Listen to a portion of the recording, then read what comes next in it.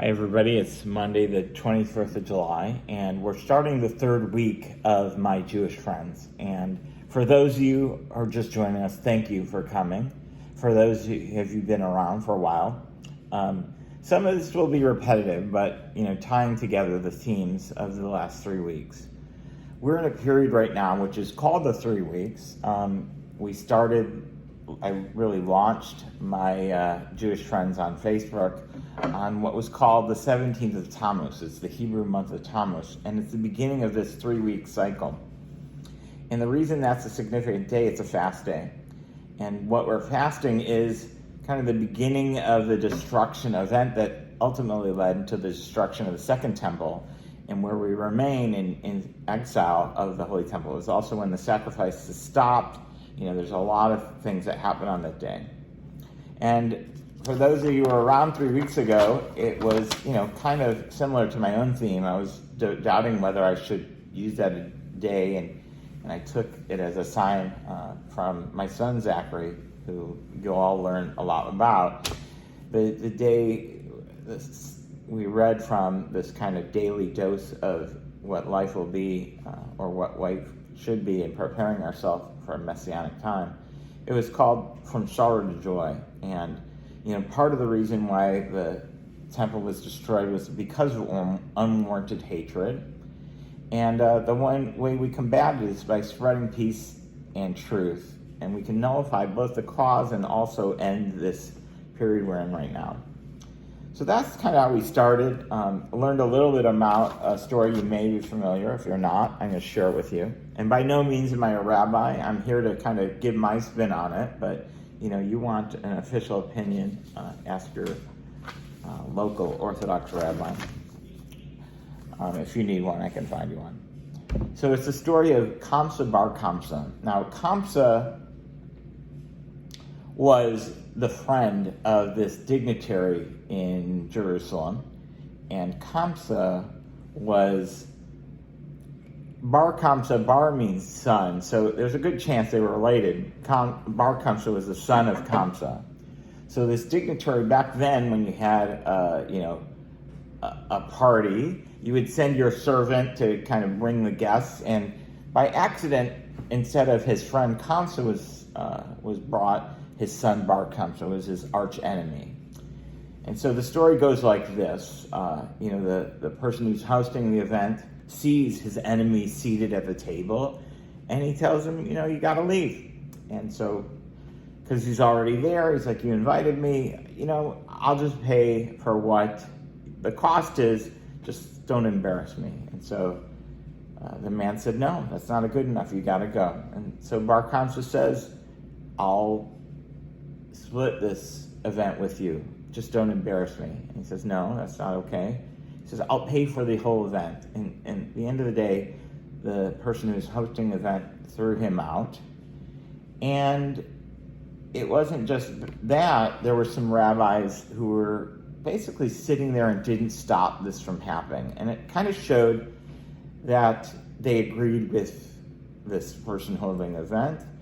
And Bar Kamsa said, I'm going to inform against them the government. And so he went to the emperor of Rome and said, the Jews are rebelling against you. And, how can I put it? This is true. If you offer them a sacrifice, they're not going to accept it.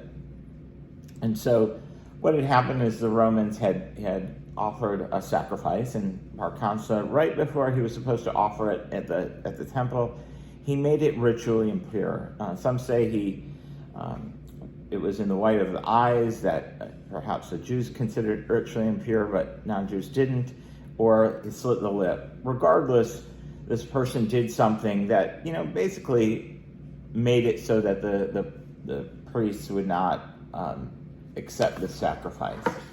And so then there was this dilemma, because they didn't sacrifice this, he was going to then inform the Romans, which they knew was going to lead to their destruction. So there were some that proposed that they kill Bar Kamsa, so he shouldn't go inform against them. Another, Zachariah will learn, there was a Rabbi Zachariah ben Archelaus said to them, is one who makes a blemish on a consecrated animal to be put to death. So he was very zealot in the kind of the rules. And then there are others that because of this, the house was destroyed. Our temple, they were burned. But the reality is, there's this appearance of like when we compromise, what will everybody think? And there's some applicability to this community that we're building. What will people think when, and we act in a way kind of before we kind of trust the group and what they will think. And I think it's an important lesson for this group at all, because it is all about being able to share the whole picture, like this story just tells you. Like ultimately, that led to them, storming the temple, sacrificing a pig on the altar. The whole destruction and us living in exile. But the lesson for us today is to be said that every generation that doesn't see the rebuilding of the temple is like they destroyed it themselves. And so for this group, our hope is to really be that generation.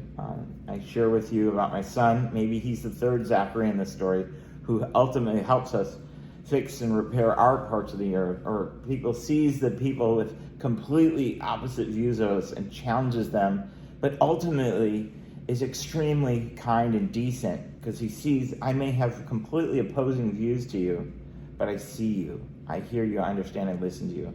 And this ability to have a disagreement without disrespecting who that person was as a person. And that's the story I take away from Kamsa Bar Kamsa, is that I can have totally opposing views from you, but at the end of the day, this person is still human. And the ability to treat each other in such a way. It's such a difficult thing for us to do on social media these days. It's so easy to surround ourselves with people of like opinion. How much more so surround us with people with opposing opinion and find that commonality, find that humanity.